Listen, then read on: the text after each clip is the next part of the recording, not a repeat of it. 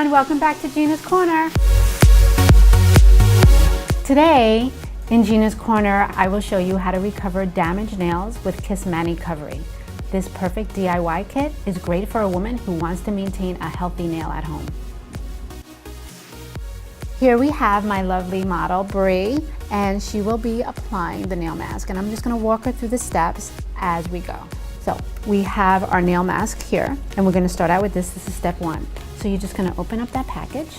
You're going to separate the nail mask from the perforated lines and insert your finger into each one and allow 10 to 15 minutes. And look, you have a second set for future use. Next step is our strengthening cream, and we're going to massage each finger around the cuticle.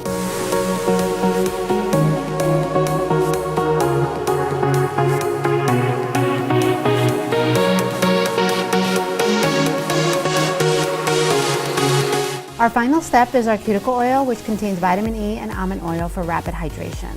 Bree, same way, you're going to apply it around the cuticle and massage.